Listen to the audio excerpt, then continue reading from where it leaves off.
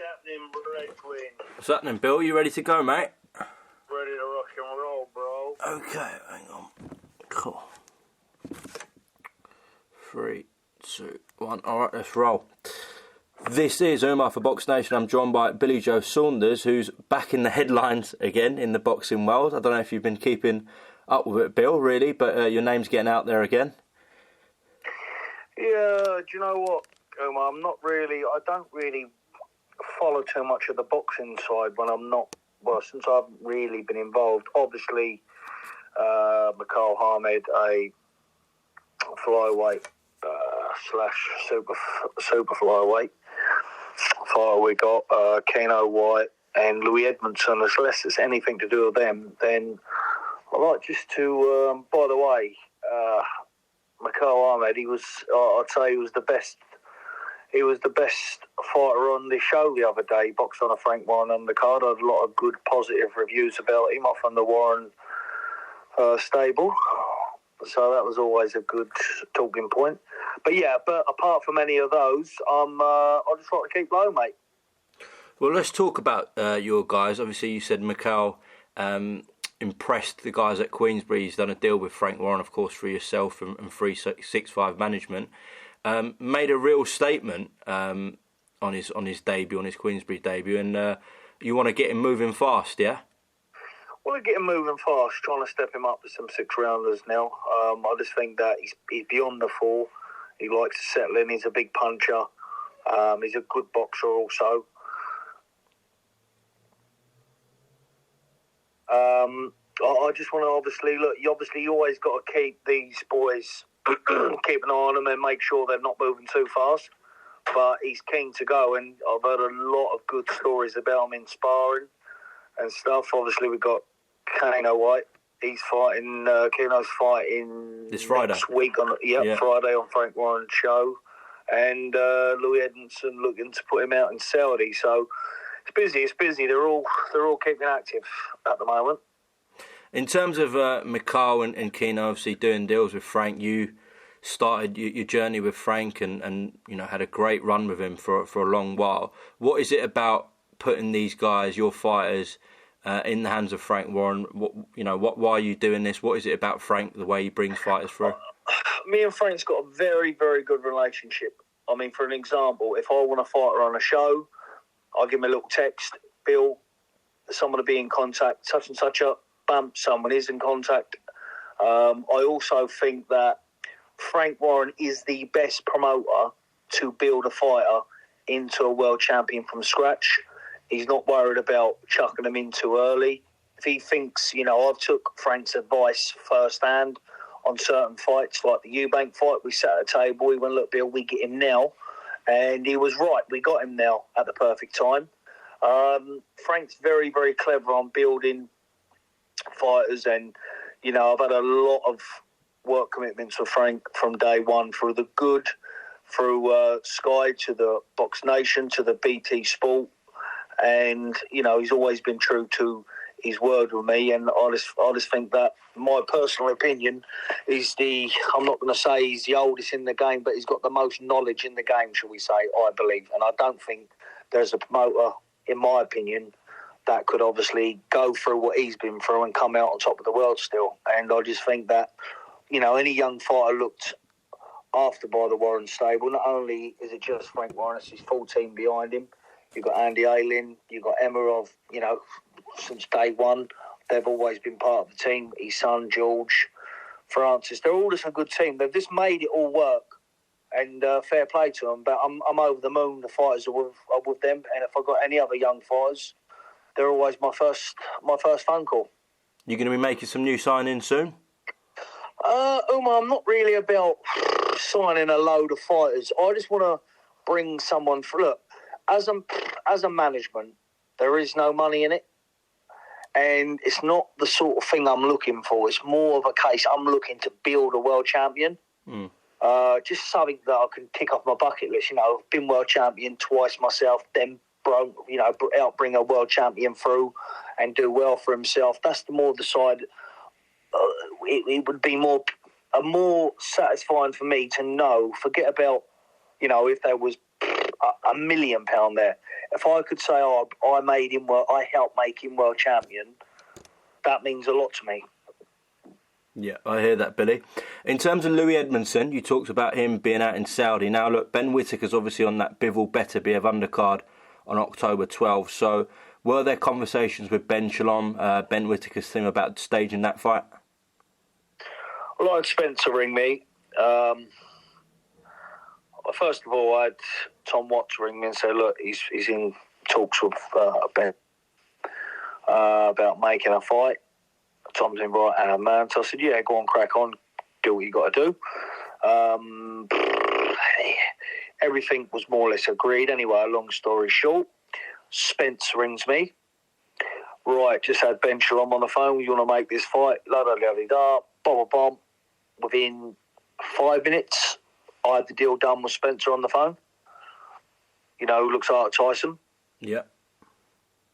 Had the deal with him on the phone. He said it's definitely on, Bill, no problem. Contracts are going to be sent over. Sent the contracts over. Me and Tom had a look through them. We signed it. Louis signed it, sent it back. So we was under the illusion that it was on. We was just letting Whittaker sort his side of it out. And long story short, we just see that he's fighting Liam Cameron. Good luck to Liam Cameron. Got a lot of respect for him. How he's come back from a dark place and where he's put himself at the moment. So, good luck to him. We've got nothing against him. I hope he does well. But, you can't just mess fighters around like that. And fair play to Spence. He still obviously said, look, he will be fighting on the bill. If not on the bill, he's going to be around the bill, or, he'll make sure that he gets looked after. But speaking to Spence, he's got to ring me on Wednesday. And he's, as far as I know, he's on the bill. So it's all positive at the moment. And it's a big stage for Louis to be on. We'd like to find a good opponent to show what he's about, to prove that, I think he's worthy of being in the ring with Whittaker and winning. We certainly wouldn't put him in there if we didn't think otherwise. And see where we go. Bill, I know you and your team have been trying a while now to secure this fight for Louis, and it sounds like you were very close to doing so with Ben Whittaker. Do you kind of forget about a Ben Whittaker fight now and just concentrate on Louis? It's sort of one of them, Umar. We've always, it's been talks. We signed him to Sky. Sky wanted it. And then we forgot about him when we broke up with Sky. We had our last fight with Sky. We sort of left it, and then we got approached. And, we had our eye on, getting him a good ranking and hopefully getting him a title fight somewhere, or certainly in line for something like that. And they approached us, so we pulled away from all other parties because, look, my job is to secure the most money I can for him and deliver him the best fight I think possible to be in, what's winnable. I've seen Louis, in the gym, sparring under the lights. If Whittaker's not what he says on the tin, he'll come unstuck. But anyway, it's not to be. Again, for the, I won't say for the 10th time because I'm exaggerating there, but many times it's not happened. So I think it's just time that we prove that, how good we are elsewhere and see what happens down the line. Okay. Billy, in terms of yourself, I can't remember now, I'll say 4 or 5 sort of these phone calls, interviews over the last maybe, 10 to 12 months, where we've discussed a potential comeback about yourself, about you being in the gym, what's going on. So is that still on the cards for yourself or not? Yeah, look, with myself, Umar, it's very simple. I'd like to go out on a win. I'm certainly not officially retired. When someone's putting a lot of money on the table and saying, okay, look, is this what you want? And they're putting their calibre of opponent on the table that's, well beatable, you're certainly going to entertain it. And, entertainment we have. We've got a lawyer, and we've got a lawyer now looking at a few points in a contract. And there'll be a couple of little small adjustments we want, and we'll see where we're going at the minute. But it's got to be worthy of me. Look, you don't come away fighting in front of 90,000 people, 80,000 people against Canelo Alvarez and come back and want to be on a bill with, a couple of thousand people there, 4,000 people. It's just hard to get up for. And, look, we all want to see the big nights, the big fight nights. And with myself and Eubank is the one who obviously I'm in contract with at the minute. Well, soon probably will be in contract if things are moving the way they are. Then I think the British fans, it's a big fight to be missing out on at the moment for the British fans. So I'll give it to them, and obviously, I'm not fighting no eater. You're fighting a broken down European fighter level, someone at European level for it. So it's silly not to, really. With Eubank, he's received quite a bit of criticism for his next fight because he was obviously apparently having talks with Canelo Alvarez. People want to see him in big fights, especially after that win against Liam Smith over a year ago now. Do you understand? When they go on about the win against Liam Smith, yeah. it wasn't really because when they was both at their peak, Liam Smith knocked him out. Liam Smith had an injury and lost 30 pounds. I know what it's like to lose that sort of weight, let alone injuries coming with it. But that comes with that sort of weight on. You've got to deal with it properly. But name a fighter, a world-class fighter that he's actually beaten. He boxed a world-class fighter in myself, got beat. George Groves got beat. Liam Smith been world champion. When he was right, he got beat. Who's his best win then, Bill? Obviously, well, let's take the DeGale fight out the way because DeGale was right at the end of his career. Who's his best win?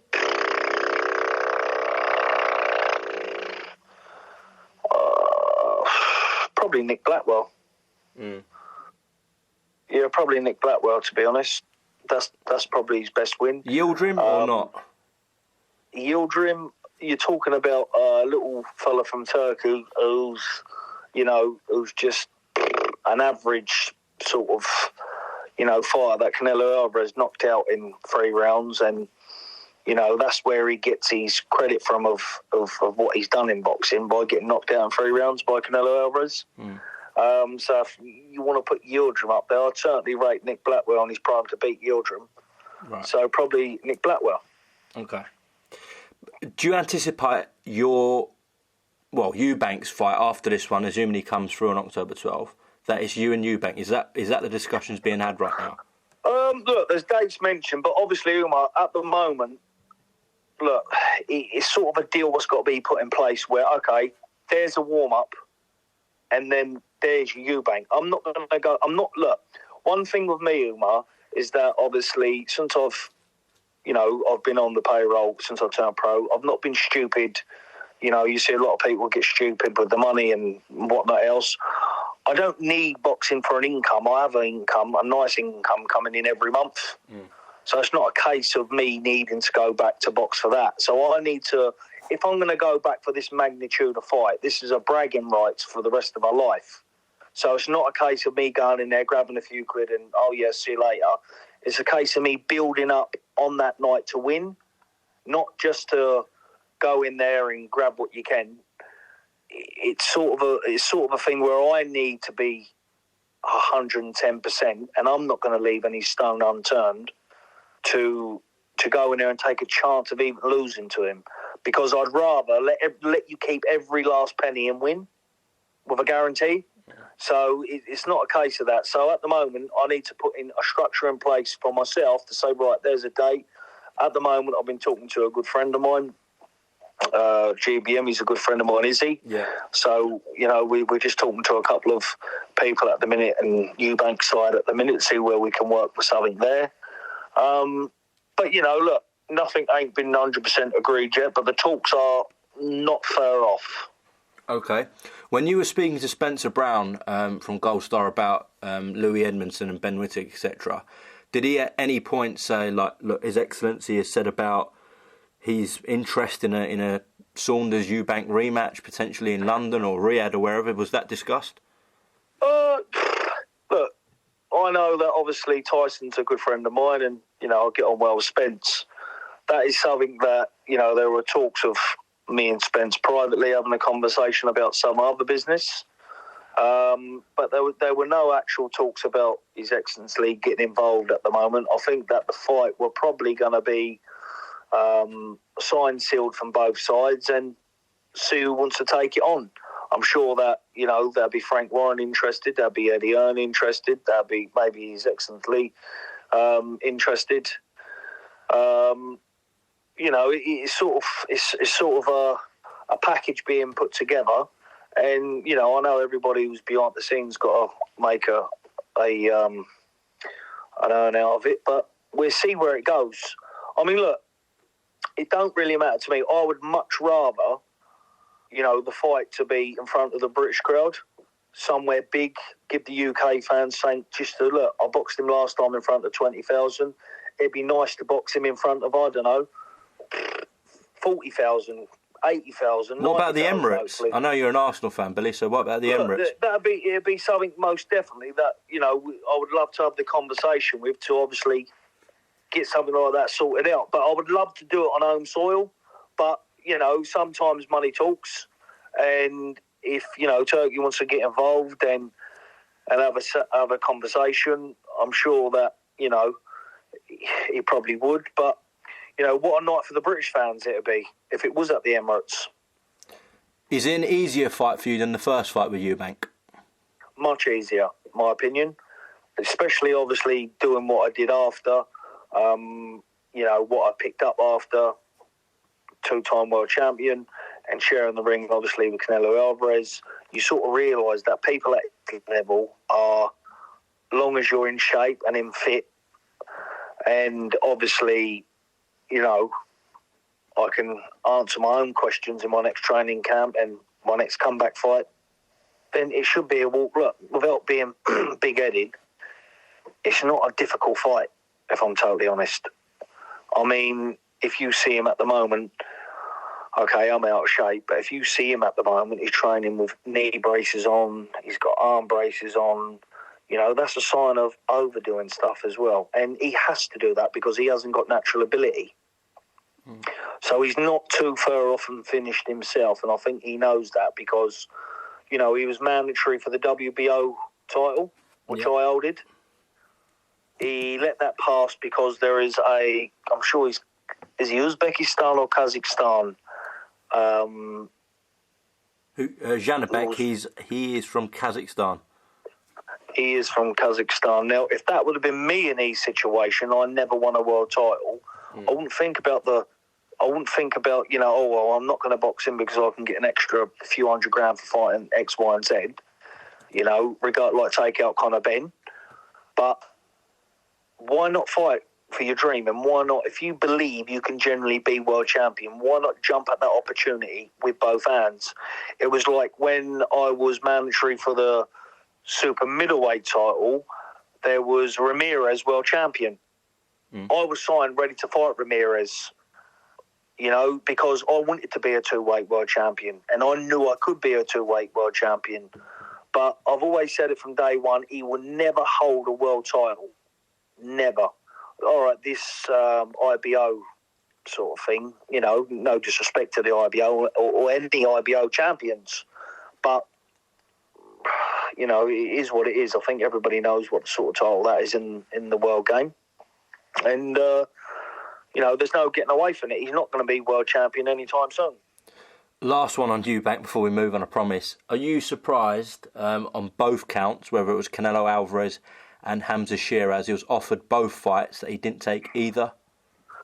Well, because he knows look, if he'd have got the Canelo Alvarez fight, I suppose it wouldn't matter for him if he'd have got knocked out in a round and, box Conor Benn, then box me. He's sort of on a money trail, but he's not up to that level for Canelo to go, okay, yeah, we'll take him, because he's not that calibre of fighter. You don't just get given that fight. You need to earn your stripes for them fights and bring something to the table for them fights. So I always knew that wasn't going to happen. Hamza Shiraz is a force to be recognised with. He's coming through. He's young. He's hungry. He's chasing world titles. And I think Eubank just knew that the outcome of that fight probably wouldn't be the best for him. It's not so if, you could go in there. Look, Hamza's a very good fighter. Is he up to world level yet? I don't think so, but is he going to be? I'm very confident he is. Now, if you're fighting someone like Hamza, you need to go in there with experience, and you need to go in there with a game plan and think, all right, this kid does this. I can't just walk forward to him and let a million punches go. He's good, he's hungry, he's sharp, he's fast, he's strong. You're going to get knocked out. I need to do this game plan. He hasn't got that game plan, Eubank. He has no other game plan. He hasn't got a boxing game plan. He don't possess one of them. He never has, and he never will. Simple. What do you think Hamza would have knocked him out? Is that what you're saying? Well, I think that anybody who's going to be in Hamza Shiraz's face and thinking they're going to, go in there and outwork him and outmuscle him, he's good, he's fit, he's sharp, he's strong. I know Frank's backing him to go all the way. So, Frank don't put his money and his time into absolutely everyone else he's willing to do with Hamza. And he's done a brilliant job with him. I remember him when he boxed Bradley Skeet, and he's come on leaps and bounds since then. I just think he's an improved fighter, and I just think that it's probably a fight Eubank don't really fancy because, everything's stacked up against him. Size, age, it's just not working. And the money that if he goes and gets beat by Hamza, then it sort of puts the fight with, myself, Conor Benn in jeopardy. Yeah, I hear you. Talking about someone coming on leaps and bounds, like you mentioned Hamza has, Daniel Dubois, who's obviously started his professional career at a very young age. He's now positioned himself as a world champion, going to defend his belt against Joshua in front of, we hope, 100,000 people at Wembley Stadium, coming off 2 very good wins against Hrgovic and Miller.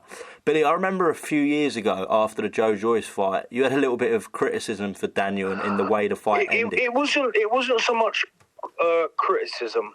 Right, with Daniel, it's sort of a case of he has never had the confidence to do what he's, I've seen in his last couple of fights. So would you say that's changed now, yeah? Well, he's working with Don Charles now, isn't he? Yeah. And Don Charles is very good at, getting that out of someone. And to be fair, Don's done a very, very good job of him. Working with Dom, you've certainly got to say that it's not an absolute given for AJ. They're heavyweights at the end of the day, and they both possess, stupid power. But I just believe that I've watched AJ recently up close training at the Ben Davison camp. I'll pop in there, now and then and have a look and just watching AJ. It seems to me that he has a new lease of life. He seems like he's reborn again. He's believing in what he actually... And he's going to be a very, very dangerous opponent for anybody in the heavyweight division, in the heavyweight division, in my opinion. Up close, watching him throw right hands it's scary, scary power. It's like a car doing 100 mile an hour into a wall. He's hitting the pads with so much force. But on the other hand, I thought Daniel was up against it with Hrgovic, and the determination he brought to that fight to win, he needs to bring that with him again against AJ, and I think everybody's in for an absolute good night. It's going to be a very, very... Someone's getting knocked out. It's definitely not going the distance. Somebody's definitely getting knocked out. Yeah, definitely. We've seen drastic improvements in terms of AJ's confidence, and seems like a new man under Ben Davison, Lee Wiley, the Ben Davison Performance Centre. Guys you know very, very well, Bill. What is it about Ben Davison and Lee Wiley that changes fighters very quickly? They seem to get fighters doing stuff very quickly. Well, it's sort of, if you look at Ben has his way of putting what you need best across. Now, if you take that and you go, all right, I'm going to use that, I'm going to listen, it'll work. If you only think you're going to go there and take a percentage of that and thinking you're going to do half, Ben brings his own game plan. He don't take anything away from your old style all he does, he adds a game plan in that he thinks, is very beneficial for a fight. And if you follow that game plan, obviously with himself and Lee Wiley, then, the results lately speak a lot for themselves. What he's done with Lee Wood, I remember him at the Ingle camp, they wouldn't even give him a look in under an undercard fight. They just thought he was going to, but then he's rated the best fighter in the world at his weight since working with Ben. I think anybody working with Ben knows what sort of structure and what he expects. If you give everything to Ben, he'll give everything plus more to you. And the time and, the fine-tooth comb picking through and then the breaking fighters down, he doesn't have a second off, because if it's not in the gym, he'll break a fighter down for hours and hours and hours. And not only that, I think that he's got this sort of style now that's been working for him. And, if that's not working for him, like the Lee Wood against Warrington, then the fighter just does what he reverts back to. And it's always best to go in with two game plans. And every fight that Ben's took in there, he always puts a couple of game plans in there. And there's not a lot of trainers out there at the moment what do that. And I've had a personal conversation with Ben Davison about this fight, what's going to happen with AJ and Dubois. And he's told me personally what he thinks is going to happen and when he thinks it'll happen. And obviously he's backing his man to do a number. Okay. Last topic, Bill. We've heard people say about when Tyson boxed Usyk in the first fight, when Joshua boxed him twice, got to use your size, physically impose yourself. I saw your comments on Talk Sport saying Tyson knows what he needs to do now in the rematch. You talked about using his size, but is it not one thing just saying about imposing your size on Usyk, and when you get in there, it's a different ball game? It's not a case of, getting in there. When someone says use your size, I mean, what do they mean by use your size? I know what I mean by use your size. What is that? Someone can say, Tyson needs to get up there, stand up tall, throw a jab, throw a backhand, throw all this rubbish. But, I'm not going to say what he needs to do, what he needs to do and what he don't need to do. I had a brief conversation with John Fury, and I personally think myself, if Tyson goes in there and makes Usyk work for every second of every round by pure simple stuff, look, I don't think it goes past 7, 8, or 9 rounds, in my opinion. It certainly don't go past the 10th. If he applies a sensible game plan, very plain to see for someone like southpaw slick boxer. Usyk is a southpaw slick boxer. Usyk, if you want to stand pick for pick and jab for jab with someone like him, his feet is extraordinary. You don't win Olympic gold medalist, unify at cruiserweight and unify at super heavyweight if you're not good at every attribute you can bring to the table. He's very, very good. But for the first 6 rounds of that fight, it was a sparring session for Tyson, let's be honest. And if you know Tyson, you know mentally how he can switch on and switch off. Tyson's better when he knows he's up against it. So he knows he's up against it now over the last fight. And I think that he rectifies stuff right this time, and I think he beats him comfortable. Okay, we shall see. Billy, thank you very much for your time. I'm not going to go too much in the size thing because that's down to them what they get done. I go too much into a plan that I think because he may use it. No, that's fair enough. Billy, appreciate your time. Best of luck to Keno White this Friday night at Your Call on Frank Warren's Bill. I'll have a catch up with him this week. How was your birthday? It was good, mate. It was good. Just a quiet one. Went and had the kids and that. Went for a bit of food. And just watch Arsenal draw on the day after Sunday. Just rested up. Today I've been to the gym. I'm waiting at the minute. Can have a bit of salmon, rice.